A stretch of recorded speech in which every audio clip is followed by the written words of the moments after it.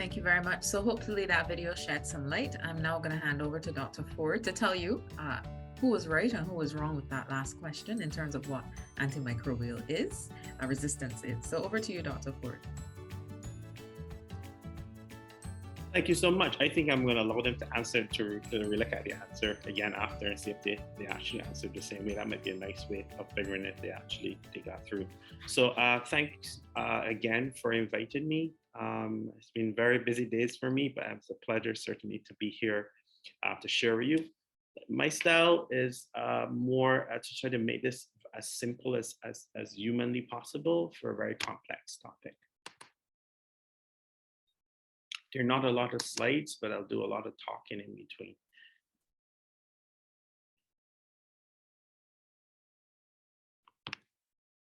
Okay, so we all know, we are here because we all know there's certainly a threat with antimicrobial resistance, and the initial slide is obviously quite dramatic. Man with a knife and a shield, or antibiotic with a knife, you're trying to protect against these multiple organisms, which you see here. And it's really, this is really going to be antimicrobial resistance 101. So I'm just going to get to be very basic. But we all know, as being described in the video, this is not only a problem with humans, and a lot of focus is certainly placed on humans, but all of these particular aspects, whether it would be with crops, the horticultural industry, the aqua type industry, and certainly the agricultural industry with regards to animals, all of this is extremely important in terms of getting antimicrobial resistance under control. And this whole brings up the whole idea of a One Health approach in terms of fighting this aspect in terms of antimicrobial resistance. And, truthfully, hard to believe, but realistically, and I recognize that most of you certainly have ideas or have been involved in antimicrobial resistance. And one of the key things, interesting things, is that it is believed, it's hard to believe, but true, that cancer and diabetes would be bystanders when it comes to antimicrobial resistance by 2050. Certainly if we as countries across the region don't get this under control.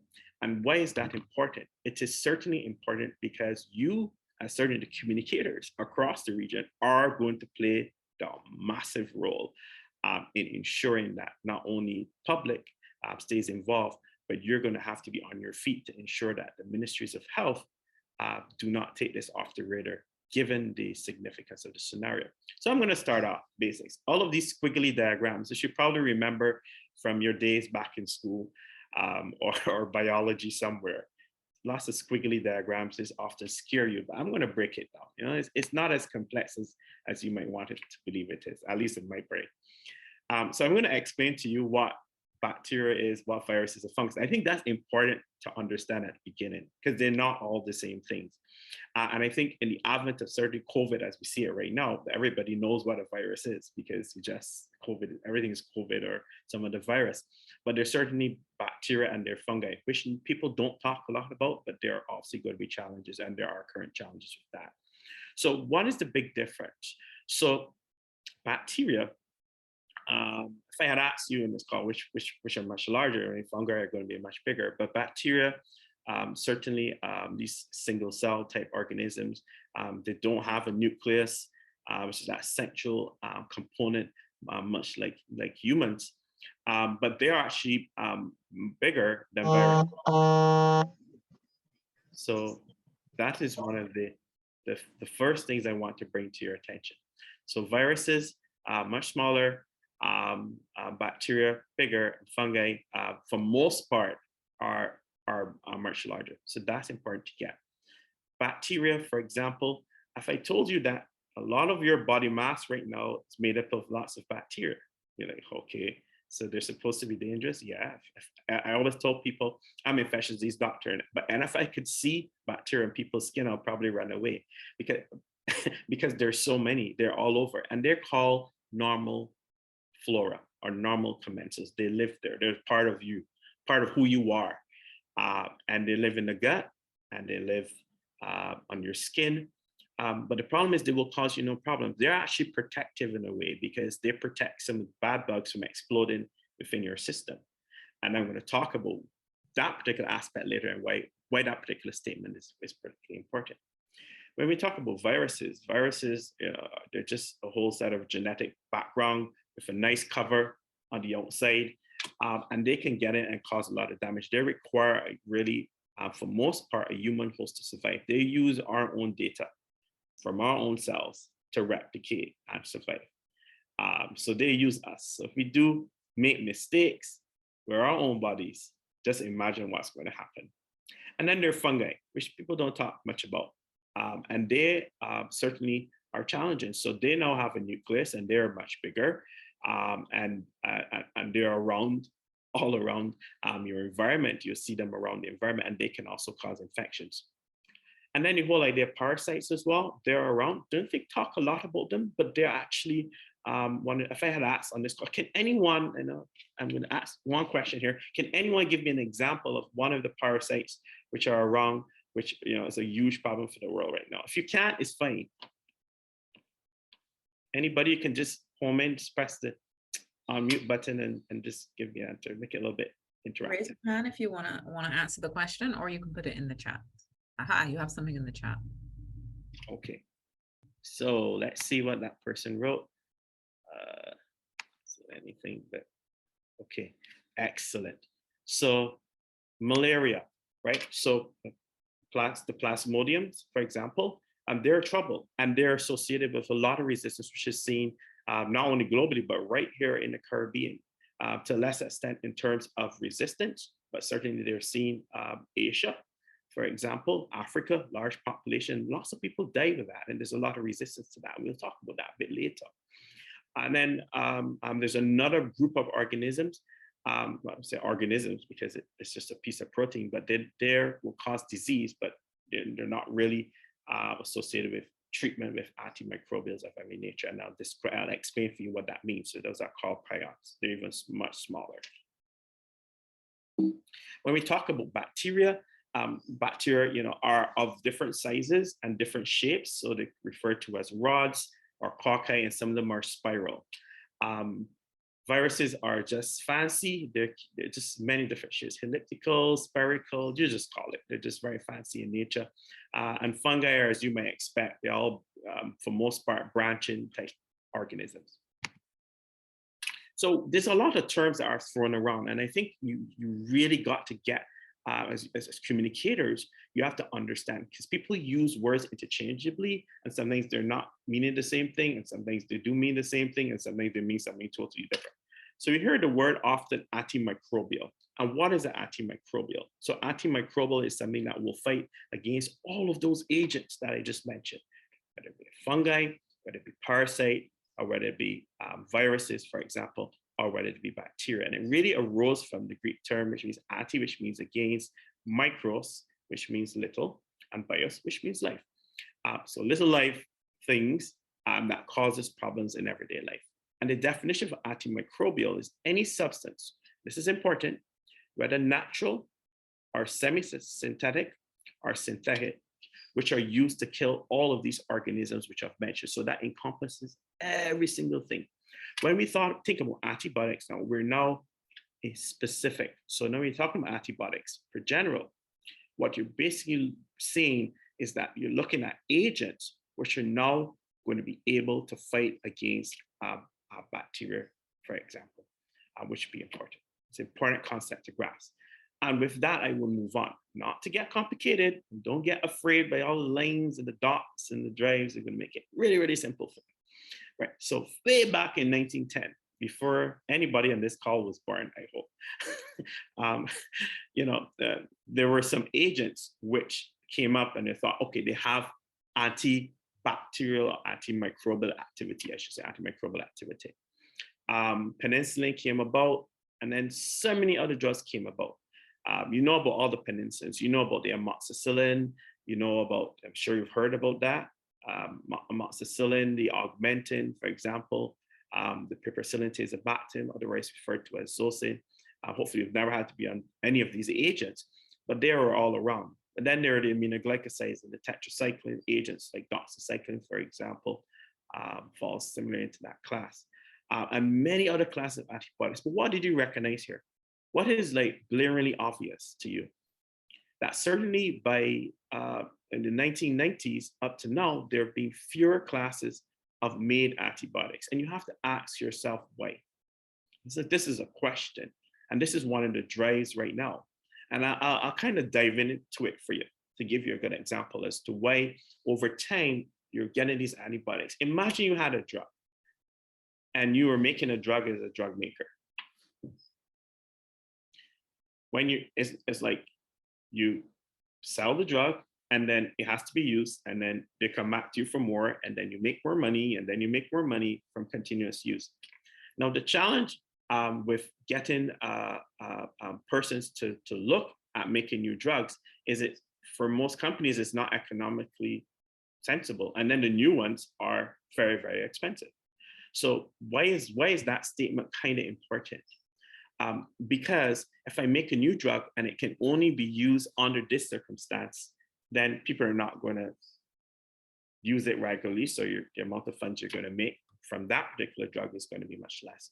So we really at a real tipping point in trying to get persons and encouraging companies to really invest in getting new classes of antibiotics. So there have been new antibiotics from here within the same class, and very rarely, in terms of new drugs, maybe linezolid is a good example of one of the new agents, a new class of drugs which have come forward since really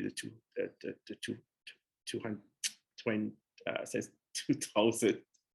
2000 years ago. So ultimately, if we're gonna get better over time, it doesn't only mean that we're gonna be using new antibiotics, but it also means that we're gonna have to try to use the ones which we have wisely. And this is the whole aspect of antimicrobial resistance to my mind. Not only making use of new agents or trying to get companies or push for the making of new classes of antibiotics or looking for new classes, but to use what we have wisely. And we've learned. So I don't know how many of you, read widely or listen widely on the news. So the truth is that many of the antibiotics which are used now to treat some of the really bad bugs that we'll talk about later are some of the older antibiotics that we kind of threw away and took the new ones and we threw them. And they come with their own consequences. Some of them have problems with affecting the kidneys, some have problems affecting the liver, a whole wide range of things. So I talk about all of that, but really honestly, what are the risks? Why is this risky and how does it happen and why is it risky? If you look at this picture and I ask you, are there any risk? What risk can you see?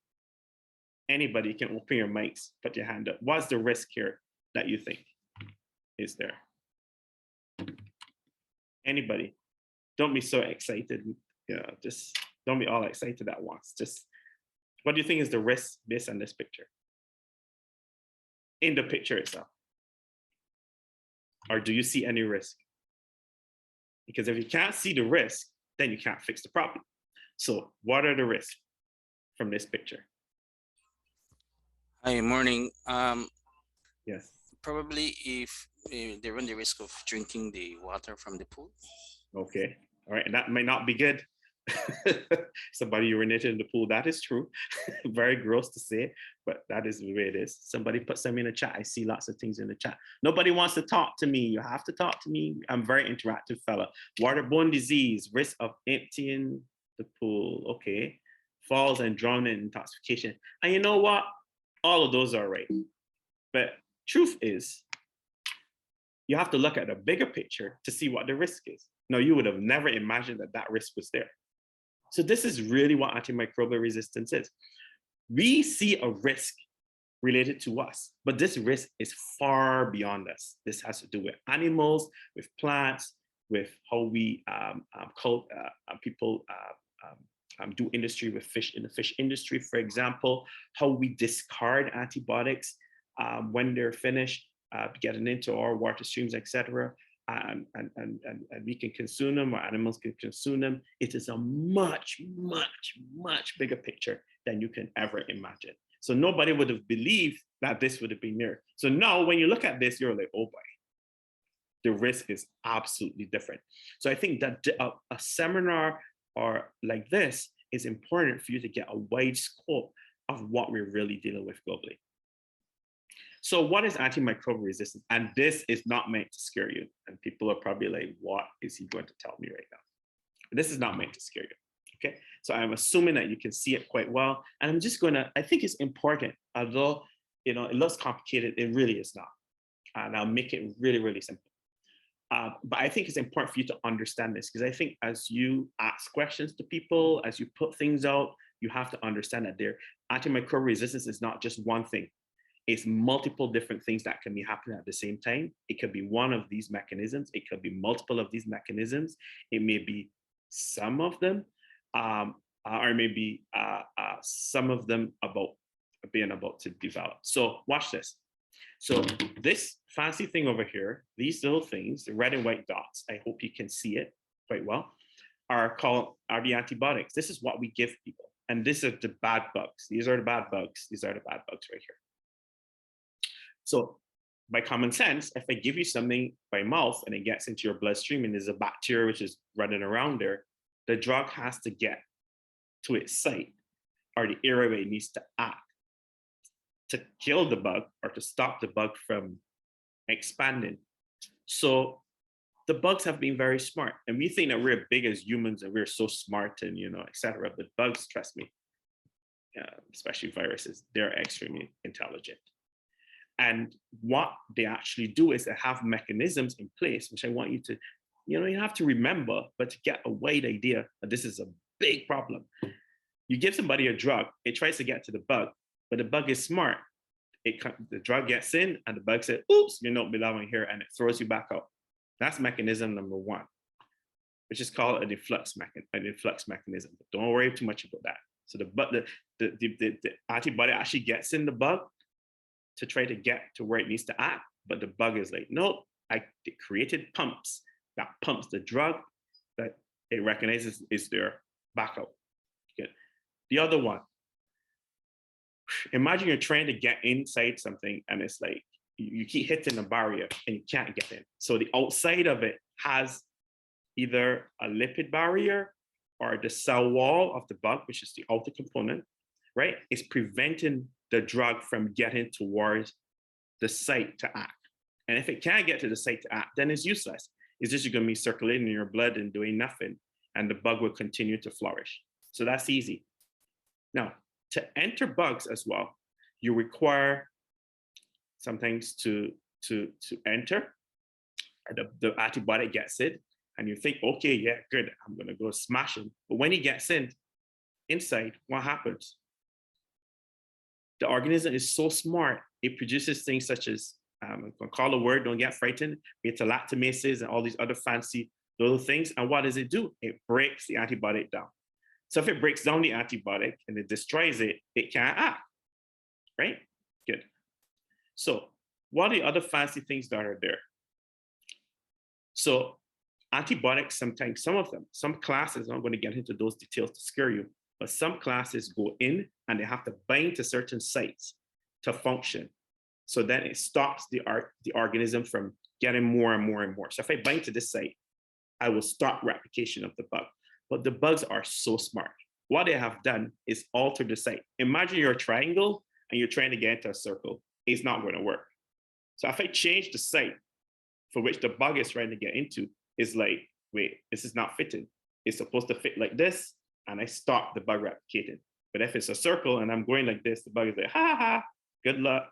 Not going to stop me from replicating. Good luck, you're going to die. So this is just a few of the mechanisms which are out there that our own human bodies are trying to get past with these bugs. And bugs can have, the joke about it is not like one at a time. Bugs can have multiple of these mechanisms. And that's what makes it even more complex. So the more mechanisms it has, the more chances you have of evading the use of that particular antibiotic. I hope that was clear. If you understood anything I just said, just put yes in the chat group. Don't say it to make me happy though. Just I think that's as easy as I could have made it. Okay. So I'm on a timeline, so I know that, so I have to keep moving on. So what are superbugs? So people talk about superbugs and multi-drug resistant organisms, and they're real. We spoke about that just now. In what setting would you find them? Believe it or not. You can find them in your house. You can find them in your hospital. Everybody thinks hospitals. And the normal environment, in the bathroom, places you go, you'll find them all over. You can find them on people's skin, even as their normal flora for some reason. And I think it says, how does antibiotic resistance transfer between people and environments? So by contact, right? By bacteria, or even viruses. You know that from COVID. It can be by airborne, or in some cases, you know, like some of the viruses. And of course, it can be droplets. And it's easy to differentiate between the two. I always tell people, how do you differentiate between a droplet and something that's airborne? We think about droplets, you think of one of the things you think about is rain. So it doesn't go very far, it's very short distance. Things which are airborne go for longer distances, and they can spread across the communities by many different mechanisms, including movement between countries because of travel. And we've seen that certainly with COVID, and we've seen it certainly with bacteria as well. There's also a link between that and food safety. So one of the major ones, I've added a fungi in here because people don't talk about the fungi, but this is like one of the major world disasters. This particular organism, Candida auris, I'm sure you've heard about Candida before. It's one of the yeast infections, but this one is a very, very bad one. Emerging multi-drug resistant organisms, not sensitive to much things out there, and it's a fight when you get a patient with this. I think one of the only countries in the Caribbean, I'm absolutely sure, not really Caribbean, but in our region that I know about that had a major problem with this certainly was in Panama. So we talk about development of resistance and how does that happen? We're going to get into the question, another question and answer session, I believe maybe after this slide. So over prescription of antibiotics is often a problem. Shortening of the course of antibiotics. I give you a course of antibiotics, for example, you take some of it and then you stop when you're not supposed to stop, and then it kills everything. So antibiotics kill everything it can kill, and the only thing that's left behind are the things it can't kill. So if they become your dominant population of bugs, you're going to end up in big trouble. So antibiotic overuse in both livestock and fish farming, I mentioned that before. This is a problem. You're like, how is that a problem? Because if you develop resistance there and then we consume it, then they become part of us and then become a problem. Poor infection control practices in hospitals. This is a huge one. Certainly in the region. And I think as you do your educational focus, I think you need to focus certainly in healthcare systems, not only on your hospitals, but your long care facilities where the majority of resistance actually might be found, to make sure that all of the countries across the region have strong infection prevention control practices with people who are absolutely dedicated just for this purpose, to stopping the spread of bugs. Poor hygiene and sanitation. If you don't have running water, you know, there's nowhere to start. Infection control 101. So we said before, animal use, human use, environmental pollution. And I mentioned this briefly before, but I'm just going to hone in on this one, and then we go into the question session. And this one is important. How do we get rid of our unused medicinal products? What's wrong with me there? Medicinal products. How do we get rid of them? You know, this is important. Do we dump them into our sewage? And lots of countries do studies with sewage and antimicrobial resistance and bugs. How do we get rid of them? If they end back up in our water supplies, for example, then we're probably going to end up into trouble. I believe this is time for a question break.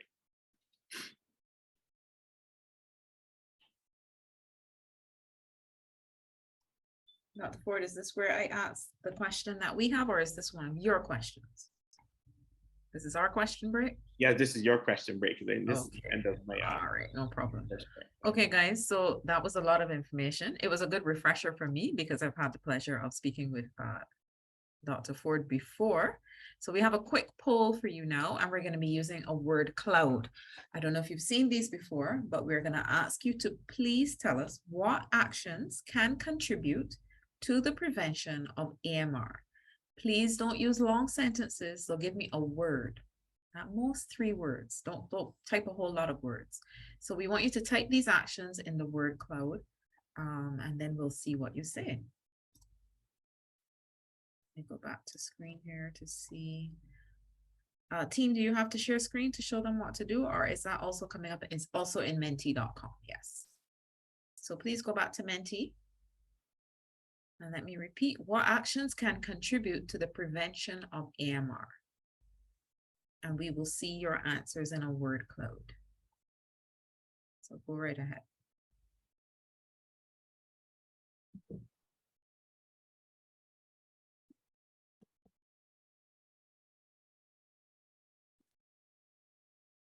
Okay, are we getting some people putting in answers? Maybe if we can share again the QR code to get into the. Sure. So here's the QR code again, if that will help you to get back to the screen in case you closed it. Or you can go to menti.com and use the code 49237877.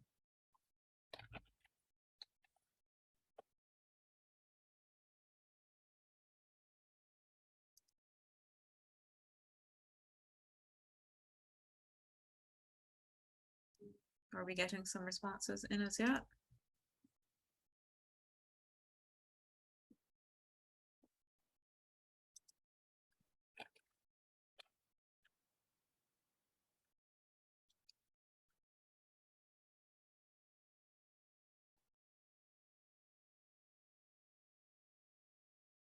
Aha, okay, so here we have, and as you type, we will see them going together. And as more people type the same thing, the word should get bigger.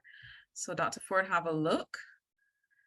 Please don't type long sentences. We got IPC. What actions can contribute to the prevention of AMR? So I see stewardship in the middle, education, proper prescribing, buddy system. Interesting. Education is getting bigger and bigger and bigger. Working together, rational use of ATM. Does ATM stand for something other than what I think it is? Hand washing, legislation, and education continues to grow in the center. So Dr. Forde, you can comment on what you're I think it means antimicrobials, ATM. That's a new one for me. I like that one. True. Okay, so I think, yeah, so the actions can contribute to prevention. So yeah, so looking at a One Health approach sounds good. Because that gives you a bigger scope of everything. Education, healthcare professionals can't fail where that is concerned. I think education needs to start even from in medical school to try to prime people's brains as opposed to wait till after. Legislation, absolutely important. And this was the real focus of countries developing their national action plans against antimicrobial resistance. I'm almost afraid to ask countries on this call, how far have you gotten with your antimicrobial resistance plans since 2019? People probably will quench. Awareness, this is exactly what this is for in your communication sector. Education, stewardship, absolutely massive. Stewardship, I think, becomes important, and knowledge awareness. So I think hand washing, important, vaccinations, excellent.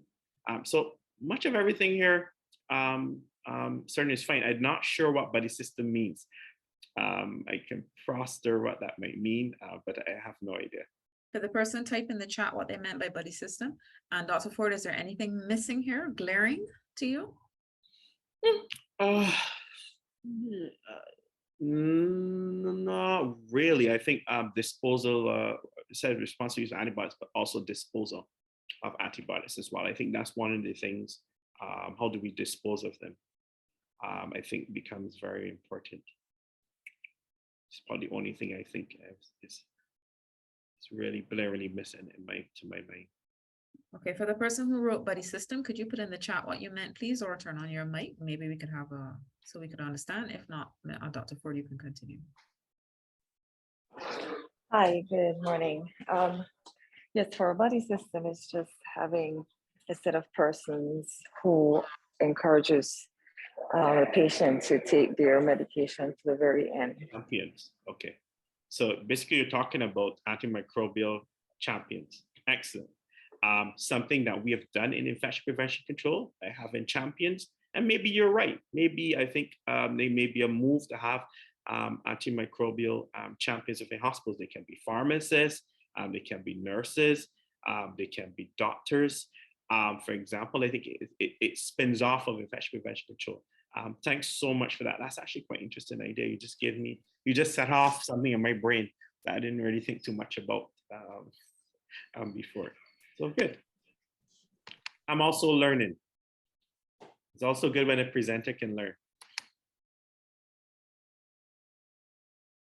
So let's continue on for our break question. So I have a few more minutes left. So AMR basic knowledge session 2. So AMR prevention and control.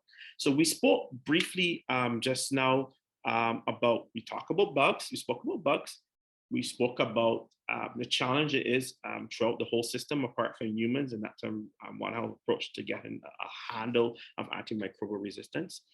We spoke about, believe it or not, we spoke about the resistance patterns and the type of resistance patterns that can be seen that can cause problems within in terms of antibiotics working. And we spoke about the larger platform about not only it being bacteria, but also viruses, and we spoke about fungi. So what we're gonna look at now is how do we prevent this?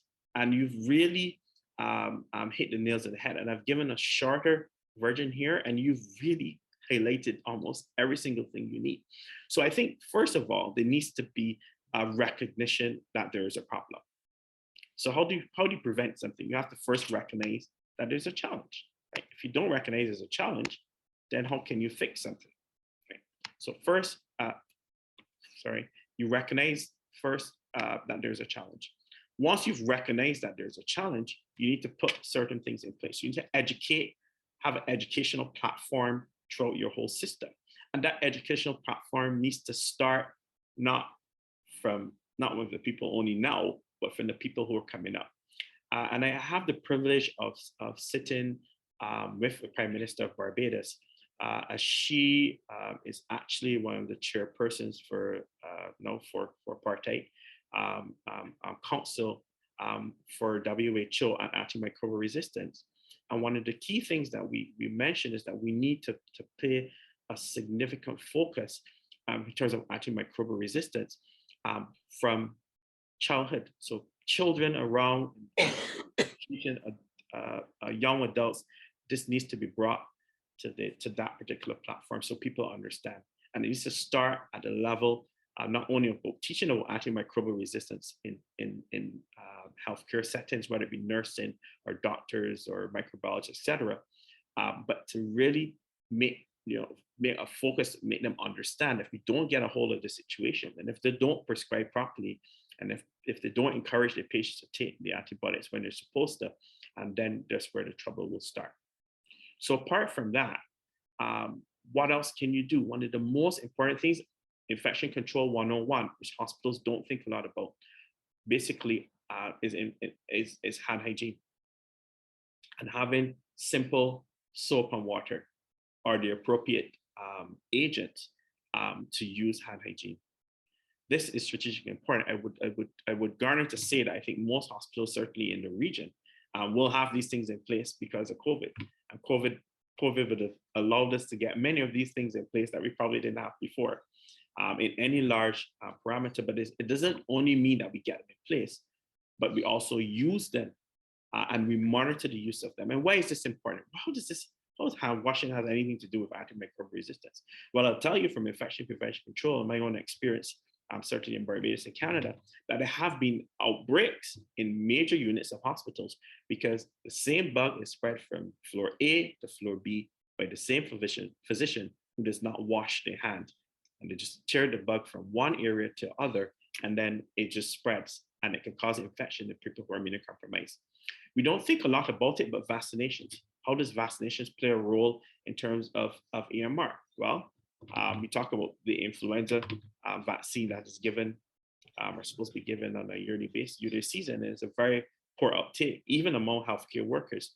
But the truth is, when you get influenza, the bacterial infections that follow behind that can often be quite severe, and they can carry resistance, which leads to a lot of use of antibiotics in that population of individuals. And with that large amount of use of antibiotics in that population, we can get into trouble. But to say it is not the antibiotic that's being used to treat, it's not the antibiotic that is being used to treat the viral infection, but the bacterial infection that follows. So remember that the antibiotics are not used to treat viral infections. So this is important, because every time somebody gets a cough or cold, the first thing they run for is, I need to get some amoxicillin, I need to get some augmentin, I need to get some antibiotics to get better. And that really, really is a fallacy. I spoke about infection prevention control, is dear to my heart, so I always get lost in that. I'm going to try not to get lost in that in this call.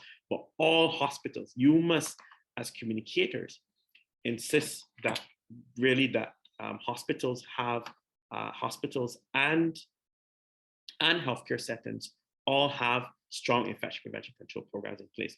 I think the current guidelines are 1 infection control person for 100 persons. And I can tell you from talking to my IPC persons across the Caribbean, I was on a call with them the other night and I almost felt like praying for everybody. They're often the lone rangers in their hospitals or their healthcare systems in the region, and they're not happy people with COVID because they just felt that they're all overworked and overburdened. So this is something that really needs to be looked at in terms of dealing with it with antimicrobial resistance.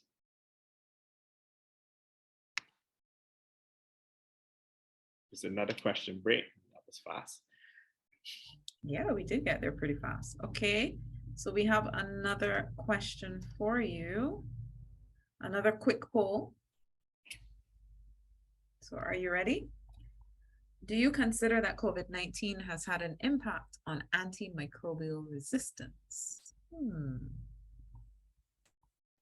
Do you consider that COVID-19 has had an impact on antimicrobial resistance? So scan or type away and go again and let us know what you think.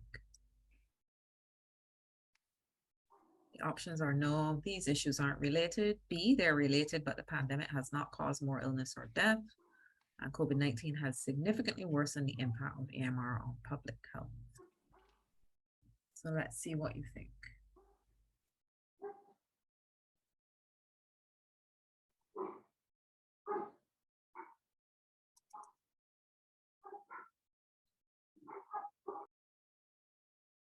Okay. Is that everybody, or are we still getting some people logging in? Still having some more comments coming in.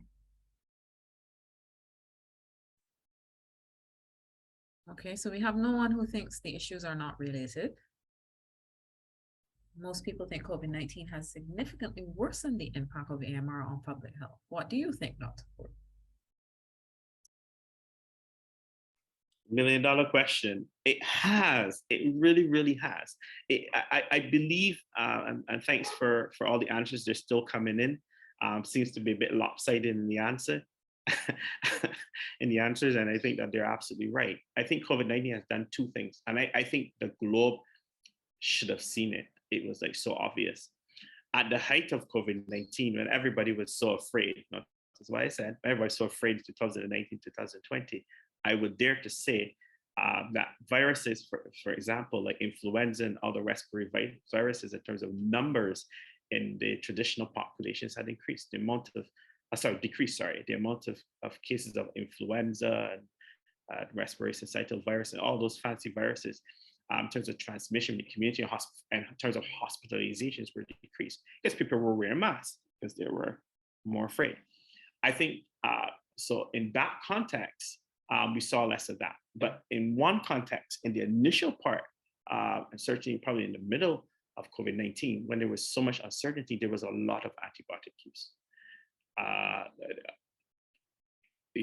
There were even some regimes which just started antibiotics because they think that this particular antibiotic was going to be helpful against the viral infection, which is kind of the oddest thing ever, I thought. There was a lot of antibiotics, and it did impact the system, because the more antibiotics you use and the more not wisely you use them, it's not might cause a problem now, but we're going to see the impact of that maybe in a couple of years, or probably part to see that as we predict at this particular point, probably going to start to see that, and it's certainly a challenge. I think the answer to my mind, if I was going to answer here, I would go with C. COVID-19 has significantly worsened the impact of antimicrobial resistance, and I tend to agree with most of the colleagues on the call. So I'll go back to my slide presentation, which kind of dives into this particular. Don't think I have many slides left, but look, how does AMR relate to the COVID pandemic? So infection prevention control measures in healthcare facilities have been relaxed at this particular point, for the most part, and healthcare acquired infections have increased. So that's for sure. I think that as we moved on and started to understand more about COVID, and people became more relaxed, and currently are, for some countries, become like extremely relaxed, like over relaxed, that we're going to see a rise in terms of spread of bugs within facilities. Before, I'm telling you, if you walked in a hospital, and like everybody routinely, I did audits. I'll give you a good example. And I always like to give like real life examples. So we did audits for hand hygiene. I have never in the history of doing infection prevention control seen hand hygiene audits as good as I have seen them during COVID-19. Like people were like obsessed with hand sanitizers or with water, general water and sinks. And as people become more relaxed, I'm almost afraid that a lot of that will fall off. And I think those gains that we made, certainly in the early parts of the pandemic, I think that we need to, certainly you guys as communicators, need to tell people, hey, look, and present the data. Hey, these are the gains that were made. Like we saw less transmission of I don't know, carbapenems resistant bugs in our hospital during the pandemic. And it's why, because everybody was using hand hygiene for COVID, but it actually impacted something else. And I think if you present that information, if you can get that information from your own ministries of health and present that, then I think it's really strong evidence to maintain the standard, which is there. People learn, for example, how to use personal protective equipment. We're talking about infection prevention control measures. And they learn how to use them, and they learn how to use them properly because they were afraid if I don't do this, that I'm going to get COVID and I'll get sick. And if you continue with those measures and continue to use those measures where they are supposed to be used in terms of standard precautions, then truth is you're going to stop the spread of some of these bugs again across the system. But as people get a bit relaxed, for example, they're less afraid of whatever, they're not using hand hygiene like before. You do your audits now, they're probably going to be much less. We haven't done one yet, but we plan to. Then I think that's where the rubber will meet the road. So new resistant bacteria and fungi have emerged. Obviously, during the course, nothing stops them from emerging. Patients with COVID-19 have also had other bacterial infections, or they have COVID-19, for example, they have a lung infection, for example, and then the bacteria comes behind and causes infection. And then there's a risk if you don't use the right antibiotic, or you go too far on in terms of using antibiotics, then it's a problem. But I think another aspect here, which I think is important in the pandemic, which is strategically important, is there's an area which is called antimicrobial stewardship. And I think during the pandemic, and I talked about this to my colleagues from Canada and the US recently, I think during the pandemic, a lot of that was thrown under the table. And I'll tell you why. Stewardship, what does it mean? Stewardship means you're basically using what you have to use appropriately and not inappropriately using stuff. And all the measures go into place. So stewardship has many different platforms. One of these platforms is diagnostic stewardship, right? And then the stewardship aspect when it comes to drugs. So let's talk a bit about, let's talk a bit about stewardship as it relates to diagnostics. So during COVID, for many of the Caribbean countries, I know because I was called multiple times with people in freak out mode, samples were not being sent to labs or not were being done at labs because people were afraid of actually manipulating samples for blood cultures or even CSF or just cerebrospinal fluid, for example, or urine cultures. Nobody wanted to touch these samples. Like, I am not touching it because this person has COVID. So what problem does that cause? It's a diagnostic stewardship issue because you're not able now to identify what's the actual bug that's causing the person a problem. So the person continues to be febrile and the doctor's just throwing antibiotics, hoping that one of them will work. So that's a diagnostic stewardship issue. is that you're not able to get to identify what that bug is, so you can't appropriately target your antibiotics stewardship, target your antibiotic towards that particular bug. You got me? So that was one of the major issues I found during COVID from my leg, is that the lab was scared and they were not doing certain samples. So some of the organisms that you could have picked up and say, hey, look, it's sensitive to this or sensitive to that, you weren't actually getting that. The same thing in terms of fungi, for example, certainly we're seeing. The other aspect of diagnostic stewardship, again, and the initial part of COVID, people were scared even for swabs. So people were practically just looking for COVID and nothing else, as though all the other viruses disappeared. And I remember the early part of, I could tell you, this is from Barbados, in the early part of trying to identify our first case of COVID, it was like, negative. I'm like, so what was it? Because the patient has symptoms.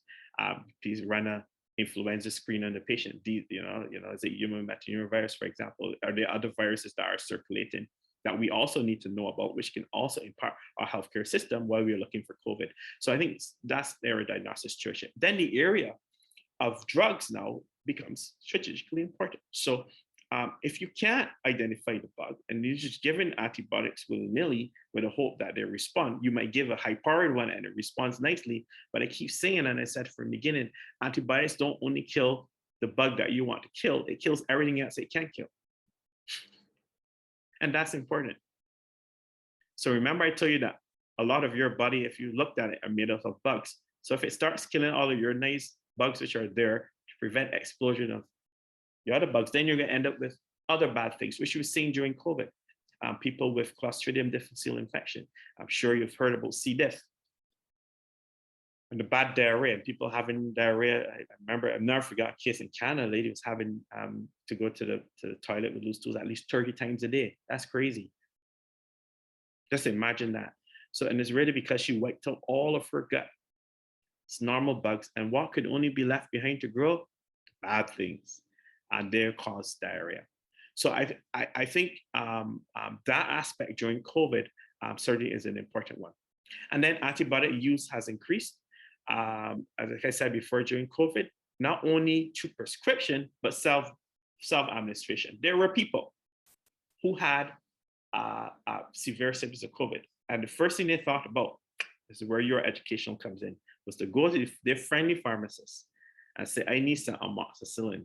Or I need some Augmentin. That's the famous one in Barbados. Augmentin. Everybody uses Augmentin. Very bad, right? So Augmentin, and just go and get antibiotics to use when they were just dealing with a viral infection, and they didn't quite understand. So a lot of over-the-counter stuff. There was a guy who donated. Maybe I should say this on this call, but a guy who donated went back overseas when he came and was in Barbados and hiding during COVID, and he donated some stuff for our facility. And when I looked through the boxes of stuff that he sent to donate, there were large packages of antibiotics. I'm like, what was he doing with all of this? and that just spoke to me that he was just able to get it, and it's there. And when he felt sick, he just took them, and he thought that that was doing him a good favor. But in essence, it probably in the long term would not be a good idea. It says antibiotics have increased in terms of prescriptions, yes, and self-medication. I mentioned that. And then it was also through telemedicine. So telemedicine became a big thing during COVID. Believe it or not, it's still continuing. People are still scared. And telemedicine also led to prescribing of antibiotics as well, unchecked, because you're not able to take a temperature, not able to examine the patient, not able to listen to the chest, not able to get a chest X-ray through a teleconsultation. So then you're just giving antibiotics kind of willy-nilly, just hoping that nothing happens. All of those things, I believe, those aspects during COVID-19 will come back to haunt us in the very near future. I'm not supposed to finish yet, but I think, can we go to and then I'll come back and wrap up. Can we go to the next question? I think that was the last one, no? One second. That was it? Yeah, so if there's just a time for them to ask any quick questions before we go into the next presentation. I don't think there's another question as far as I see here. I hope I'm on time. You're right on time. If we have a little time for questions, that would be good if there are any questions. Okay. Don't waste antibiotics on colds or flus. Oops, I said that before. So is that the end then for you, Dr. Forde? Are there any questions for Dr. Forde? I see the chat was busy. Are there any questions? Please raise your hand. You're getting claps, Dr. Forde, from ACS, Maria. All right, I don't think he's going anywhere. So if anything else occurs to you, if not, we're going to move to our next presentation. We're going to move to responsible and appropriate use of antimicrobials from Edgar Rojas. He's technical officer and safe use of medicines, vaccines, and biologicals with the Pan American Health Organization. So I'm going to go to you, Edgar. And if you have any questions that occur to you, please put them in the chat.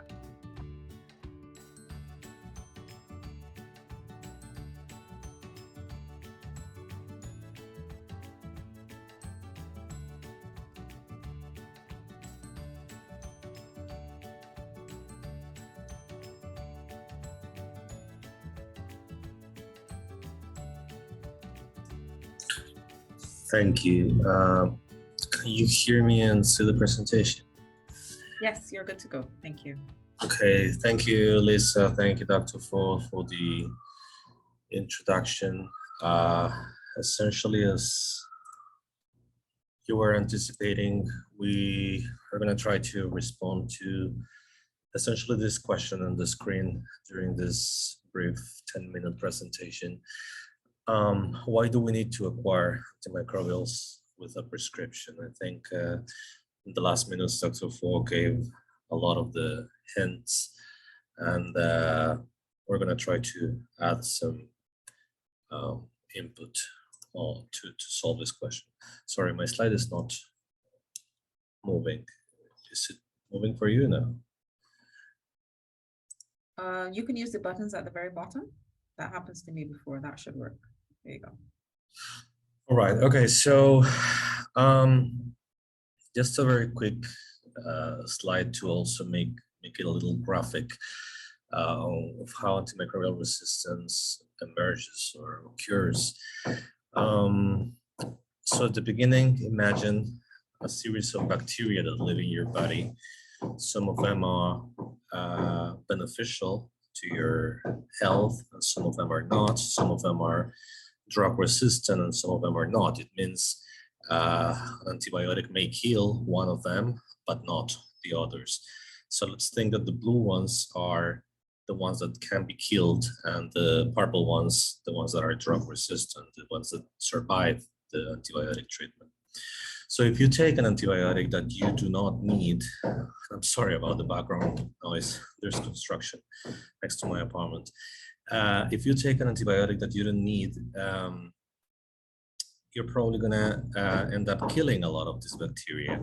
Mainly, you're gonna be killing the blue bacteria, the ones that are sensitive to that antibiotic. And you will only leave the purple ones, the ones that are drug resistant. So once you kill and you wipe from your body all the blue bacteria, the purple ones are going to have more space and nutrients and everything to colonize your body, to proliferate, and eventually to cause an infection. So on graph number 3, you will see how your body will probably get a higher population of this bacteria. Lastly, the purple bacteria many times have the ability to transfer the drug resistance to the blue bacteria too. So this is essentially how the problem of misuse of antibiotics works. WHO warned us a couple of years ago with a report that they issued that the world was running out of antibiotics. Essentially, they identified 12 microorganisms that are becoming increasingly resistant to antibiotics, and that are the main causes of very common infections like pneumonia or urinary tract infections. So for this reason, it is urgent to develop new antibiotics that have new and different mechanisms of action. The mechanism of action is how the biological molecule goes and interacts with the bacteria and actually kills it. But the problem is that research in antibiotics is quite limited in the world. Research is mainly driven by, in general, for all the drugs, is driven by potential economic profit, and antibiotics are not usually the kind of drugs that produce high revenue. So pharma companies and research institutions, they're sometimes more focused on producing monoclonal antibodies or cancer medicines or antiretrovirals, and not exactly antibiotics. So WHO identified in this report that there are 51 antimicrobials in the research pipeline at the moment. I mean, back a few years ago when the research, when the study was published, and only 8 of them ended up actually adding significant value to the management of drug-resistant bacteria or microorganisms, and that is something quite worrying. The process of producing an antibiotic or any drug takes many years, takes decades sometimes, and it's a very expensive process. So this just highlights the need of new antibiotics, the complexity of how to get them, and the obligation that we have to protect the existent antibiotics that we have. So this is not just something that causes morbidity, that causes a burden of disease to countries. This actually causes mortality. People die from these resistant infections. Also last year, WHO estimated that 700,000 people die annually due to infections by bacteria that is resistant to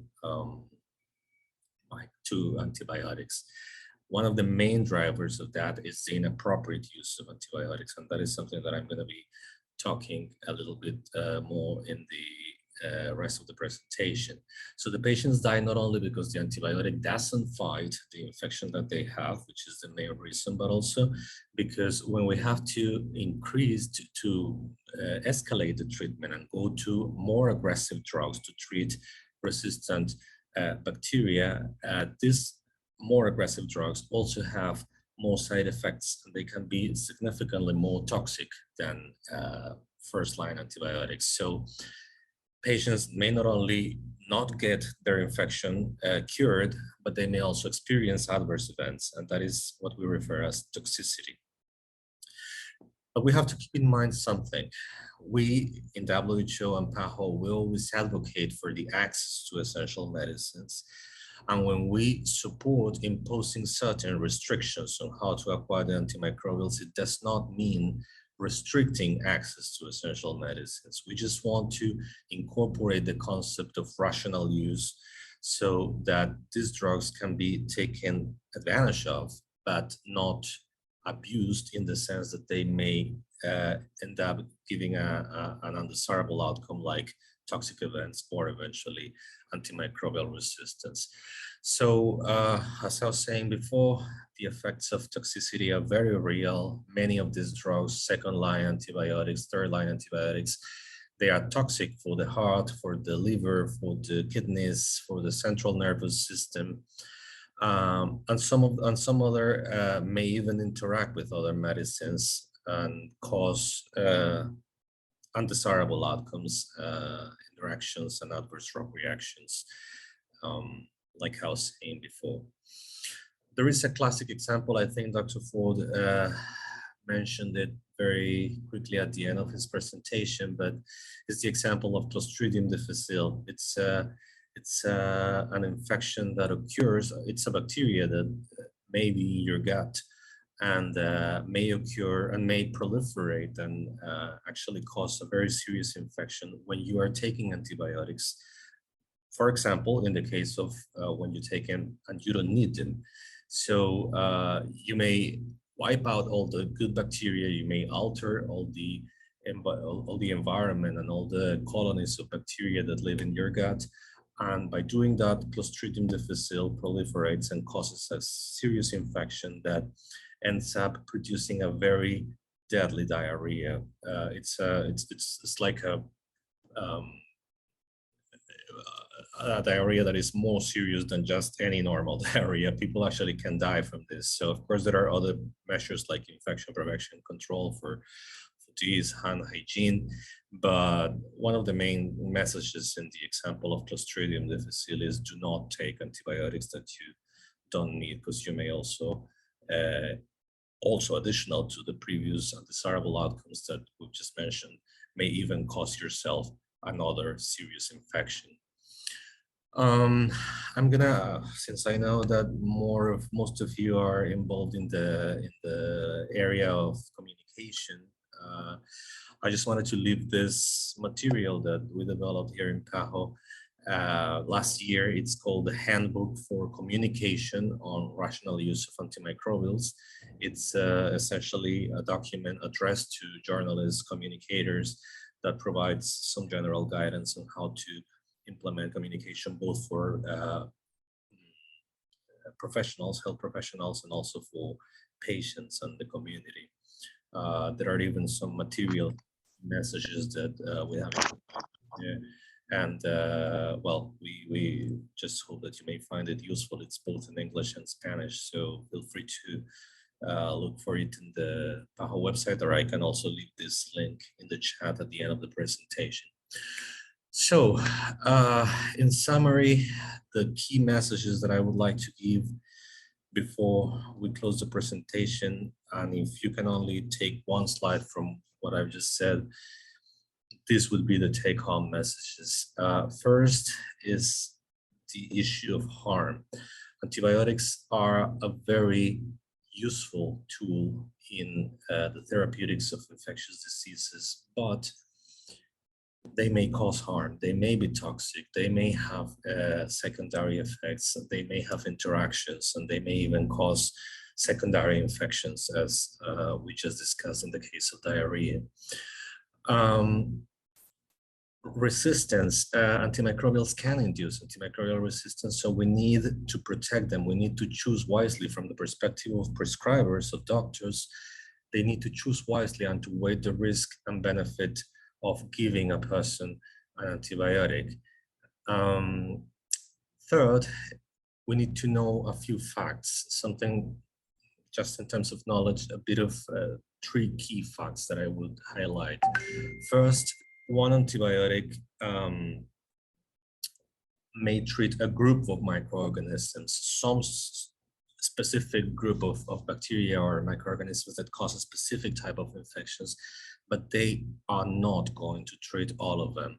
So even if you have actually a bacterial infection, if you do not choose, or if the doctor doesn't give you an antibiotic specifically for that type of bacteria, you will not have a recovery.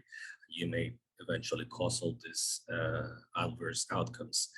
Second, there are many infections that do not require antimicrobials. As you may know, viruses in general don't require an antibiotic. Most upper tract respiratory infections do not require an antibiotic. They just resolve by themselves. And by taking an antibiotic, you're being exposed to all those other risks that we just discussed. And lastly, from the individual and the community point of view, the key message would be go to the doctor always, every time you suspect that you have an infectious process in your body, and do not pressure him or her to give you an antibiotic if they don't think you need it. That is another very common practice when patients go to the doctor because they have a cold or they have like a respiratory symptoms or something, and they go to the doctor and the doctor says you don't need an antibiotic. The patient many times starts insisting until the prescriber actually gives them an antibiotic, which we know is not going to do anything beneficial, at least for that case. And lastly, take your antibiotic course as indicated by your doctor and finish it, even if you feel well before that. you may still have bacteria, you may still have potential to develop another infection or to keep those microorganisms inside your body. But make sure you finish your treatment course as the doctor indicated. One very last, very general message, but if you need to just take one thing from this presentation, it would be self-medication with antibiotics definitely can seriously harm you and your community and your loved ones. I tried to keep it simple within the 10 minutes, but happy to respond to any questions that may arise. Thank you. Thank you so much, Mr. Rojas. Very, very interesting, very good information. I once we work in health, we tend to get questions, and it's good that we know at least the basics. I did not know that these were issues until I did a similar training around this recently. I did not know that people share medications, that people will ask for medications that they don't need and then don't finish the course. So agreed, and we as communicators definitely need to highlight these issues on a regular basis in culturally appropriate ways, so that people can understand.